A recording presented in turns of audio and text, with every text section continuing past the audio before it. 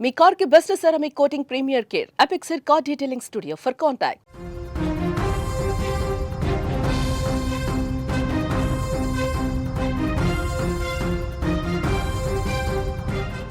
పచ్చని పల్లెటూర్లలో స్వచ్ఛమైన ప్రేమ అనురాగాలు ఉండే పల్లెటూర్లలో పంచాయతీ ఎన్నికలు రక్తం చిందేలా చేశాయి. హాయిగా సంతోషంగా ఉండే ఇళ్ల మధ్య కుటుంబాల మధ్య చిచ్చును రేపాయి. నిజంగా పంచాయతీ ఎన్నికలు వచ్చిన తర్వాత గ్రామాలు ముక్కలు ముక్కలైపోయాయి. కులాల వారీగా వర్గాల వారీగా విడిపోయాయి.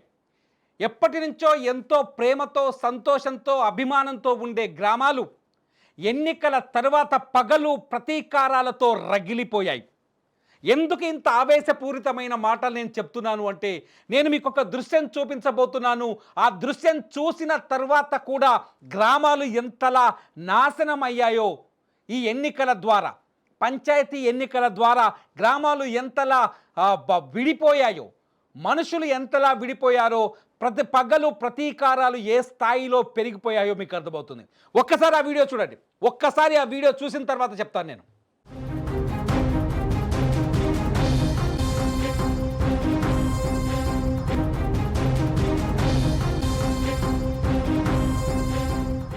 మీరు చూసిన ఈ వీడియో ఉమ్మడి నిజామాబాద్ జిల్లా, ఇప్పటి కామారెడ్డి జిల్లా ఎల్లారెడ్డి మండలంలోని సోమర్పేట గ్రామంలో జరిగిన ఒక దురహంకారానికి సంబంధించిన వీడియో.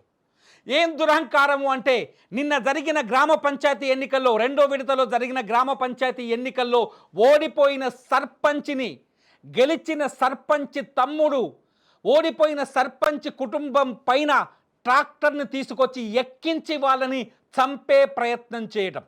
ఈ విజువల్ చూస్తే మీకు చాలా స్పష్టంగా అర్థమవుతుంది. బాక్స్లో నా పక్కన కనిపిస్తున్న ఈ విజువల్ని చూస్తే మీకు చాలా స్పష్టంగా అర్థమవుతుంది. పల్లెల్లో ప్రతీకారాలు ఏ స్థాయిలో చెలరేగిపోయాయి.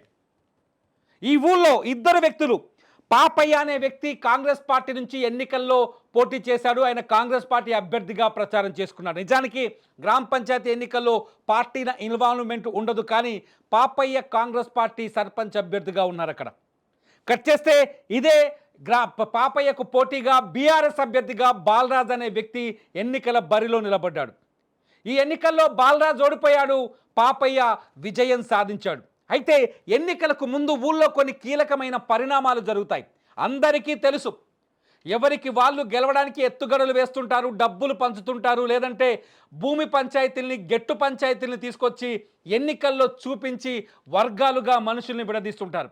వీటికంటే అత్యంత దారుణమైన సంఘటనలు ఏంటంటే, గ్రామాల్లో కులాల వారీగా విడిపోయి కులాల పేరుతో ఓటర్లను, ఓటు బ్యాంకుల్ని తయారు చేసుకొని ఎదుటి కులం పైన, ఎదుటి సామాజిక వర్గం పైన పగను, ప్రతీకారాన్ని రెచ్చగొట్టారు. రెండు విడతల ఎన్నికల్లో నేను ప్రత్యక్షంగా చూసింది ఇవాళ ఈ సోమర్పేట గ్రామం, ఎల్లారెడ్డి మండలం సోమర్పేట గ్రామంలో కూడా అదే జరిగింది. పాపయ్య గెలిచాడు, పర్లేదు, గెలిచిన వాడు సంబరాలు చేసుకోవాలి, ఊళ్ళో జనంతో కలిసిమెలిసి ఉండాలి, ఓడిపోయిన అభ్యర్థిని కూడా కౌగిలించుకొని ఆయన్ని ఓదార్చగలిగే సామర్థ్యం ఉండాలి, ఓదార్చగలిగే గుణం ఉండాలి. కానీ పాపయ్య అది చేయలే. తన తమ్ముడు చిరంజీవిని రెచ్చగొట్టాడు. పాపయ్యకు ఒక తమ్ముడు ఉన్నాడు, అతని పేరు చిరంజీవి. ఆ చిరంజీవి ఏం చేస్తాడో తెలుసా? ఎన్నికలకు ముందు, పోలింగ్ జరిగే ముందు రోజే ఒక హెచ్చరిక జారీ చేశాడు. మిస్టర్ బాలరాజ్, నువ్వు ఎన్నికల్లో ఓడిపోతే మా అన్న గనక ఎన్నికల్లో గెలిస్తే నిన్ను చంపి తీరుతానని ఒక సవాల్ చేసినట్టుగా గ్రామస్తులు చెప్తున్నారు. అన్నట్టుగానే ఎన్నికల తర్వాత బాలరాజ్, ఎలక్షన్ పూర్తయింది, కౌంటింగ్ పూర్తయింది, రిజల్ట్ వచ్చిన తర్వాత బాలరాజ్ తమ్ముడు చిరంజీవి ట్రాక్టర్తో వచ్చేసి పాపయ్య తమ్ముడు చిరంజీవి ట్రాక్టర్తో వచ్చేసి బాలరాజు నిల్చున్న ప్రాంతంలో అతని కుటుంబం పైన ట్రాక్టర్ని ఎక్కించాడు. చాలా దారుణమైన దృశ్యాలు ఉన్నాయి. బాలరాజ్ చెయ్యి విరిగిపోయింది. వాళ్ళ కుటుంబ సభ్యులు ప్రస్తుతం ఆసుపత్రిలో ఉన్నారు. ఈ వీడియో అటాక్ జరుగుతున్న సమయంలో తీసిన వీడియో. మేము పూర్తి వీడియోని యూట్యూబ్ రూల్స్ ప్రకారం చూపించలేం. ఆ వీడియో చూస్తే మాకు కూడా బాధ కలుగుతోంది. అరే, ఎందుకింత పగ? సర్పంచ్ పదవి ఏమైనా ఎమ్మెల్యే పదవియా, ఎంపీ పదవియా, ముఖ్యమంత్రి పదవియా, ప్రధానమంత్రి పదవియా? గ్రామంలో నీకు అభిమానం ఉంటే ఓట్లు పడతాయి, అభిమానం లేకపోతే ఓట్లు పడవు. నిన్ను సమర్థిస్తే ఓట్లేస్తారు, సమర్థించకపోతే ఓట్లు వేయరు.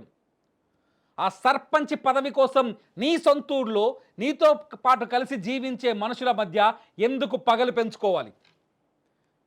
ఇప్పుడు బాలరాజ్ ఆసుపత్రిలో ఉన్నారు, అతను చెయ్యి ఇరిగిపోయింది. ట్రాక్టర్ ఒక్కటే రాలేదు, దాని వెనకాల ప్లవ్ కూడా ఉంది. పొలంలో నాగలి దున్నేందుకు వచ్చే ఇనుపరాడ్లతో తయారు చేసిన ప్లవ్, ఆ ప్లవ్ను వేసుకొచ్చి కొట్టేశాడు వాళ్ళ పైనుంచి. ప్లవ్ను వేసుకొని కొట్టడంతో వాళ్ళంతా ఇప్పుడు ఆసుపత్రిలో ఉన్నారు, చావు బతుకులో ఉన్నారు. తప్పులు చేయొచ్చు, వ్యతిరేకంగా ప్రచారం చేయొచ్చు, నీకు వ్యతిరేకంగా మాట్లాడచ్చు. నువ్వు ఎన్నికల్లో గెలిచావు కదా మిస్టర్ పాపయ్య, గెలిచిన తర్వాత కూడా ఒక వ్యక్తిని చంపాలనే ఆలోచన నీకు ఎందుకు వచ్చింది? పగలు ప్రతీకారాన్ని నువ్వు మెయింటైన్ చేసే వ్యక్తివి నువ్వు సర్పంచి పదవికి ఎలా అర్హుడివి అవుతావు? ఊర్లో ఉన్న జనాన్ని, నీ వ్యతిరేకుల్ని కూడా నువ్వు సమానంగా చూడగలిగినప్పుడే కదా నువ్వు సర్పంచ్గా అర్హుడవైతావు, సర్పంచ్గా నిలబడగలుగుతావు. దారుణమైన విషయం. ఒకసారి ఆ గ్రామస్తులు ఈ దాడి తర్వాత బోరున విలపిస్తూ మాట్లాడారు. వాళ్ళ మాటలు వినండి, విన్న తర్వాత చెప్తాను నేను. నేను పరామర్శించడానికి ఉంటది కదా అన్న, మేము పోయి కూర్చున్నాం, అమ్మందరం ఉన్నాం. నిన్నైతే వారికి ఇచ్చినన్న బాబాయ్ సాయిబాబా అందరూ వారికి ఇచ్చాం. నేను తెలిసిన తెల్లారే మిమ్మల్ని చంపేస్తానన్న, మీరు అటు తప్పుకుంటే రైలు వస్తారని చెప్పినన్న. అయితే మేము ఏం చేసినామన్న, ఏమని అనుకోండి మా దగ్గర మేము గెలుచుకుందాం తెగినామన్న. కానీ అన్న మాట నిలిపించుకున్నాడన్న. గుద్దుతే అన్న తమ్ముడిని పంపించి గుద్దుతే వెనక మూలడికి అన్న, వెనక మూలడికి కాశీ ఉన్నాడు ఇట్లా తెల్లబడి గుద్దుతాడు, అట్లా గుద్దిని అన్నాడు. ఉత్త వెళ్ళి వరకు చేసిన నేను అంత పరిచయం చేసిన నా ప్రాణాన్ని అయితే ఉందన్న. ఆ పరిపాలన అర్థం. సోమర్పేట గ్రామం ఇప్పుడు అట్టుడికిపోతుంది. గ్రామస్తులంతా రోడ్డుకెక్కారు.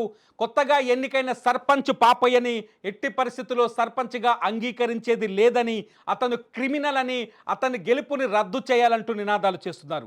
రోడ్డుపై వచ్చి ధర్నా చేస్తున్నారు, మీరు చూస్తున్నారు. రోడ్డుపైన వాహనాల్ని నిలుపుదల చేసి ఆందోళనకు దిగారు. గ్రామస్తులు మాట్లాడిన మాటలు విన్నారు. గ్రామంలో సర్పంచ్ తమ్ముడు చిరంజీవి ట్రాక్టర్తో దాడి చేస్తున్నట్టుగా ప్రత్యక్ష సాక్షులు రికార్డు చేసిన మొబైల్ వీడియోలు చూశారు. మీకు ఇప్పుడేమనిపిస్తుంది? పల్లెటూర్లలో పంచాయతీ ఎన్నికలు రక్తపాతాన్ని సృష్టించాయి అనిపిస్తుందా లేదా? పల్లెటూర్లలో పంచాయతీ ఎన్నికలు చిచ్చు పెట్టాయి అనిపిస్తుందా లేదా? ప్రశాంత వాతావరణంలో సహృద్భావ పరిస్థితుల్లో జరగాల్సిన సర్పంచ్ ఎన్నికలు రాజకీయ పార్టీల జోక్యంతో పగలు ప్రతీకారాలు రగిలిపోయి ఊరు జనాభా రెండు ముక్కలైపోయారని అర్థమవుతుందా లేదా? నిజానికి పల్లెటూరు అంటేనే ఐక్యమత్యానికి నిదర్శనం, పల్లెటూరు అంటేనే అమాయకత్వానికి నిదర్శనం, పల్లెటూరు అంటేనే మంచితనానికి నిదర్శనం. మరి ఈ దుర్మార్గం పల్లెటూళ్ళలోకి ఎలా వచ్చింది? ఈ దుర్మార్గం పల్లెటూళ్ళని ఎందుకు ఇంత వేదనకు గురి చేసింది? ఈ దుర్మార్గాన్ని పల్లెటూళ్ళకు దిగుమతి చేసింది ఎవరు? మీకేమనిపిస్తోంది ఈ వీడియో చూసిన తర్వాత? ఈ వార్తను చూసిన తర్వాత మీ గుండెల్లో ఆవేశం ఏమైనా రగులుతుందా లేదా? ఏమనిపిస్తుందో ఈ వీడియో కింద కామెంట్ చేయండి. పంచాయతీ ఎన్నికలు సహృద్భావ పరిస్థితుల్లో జరిగేలా చూడాలని నేను కోరుకుంటున్నా.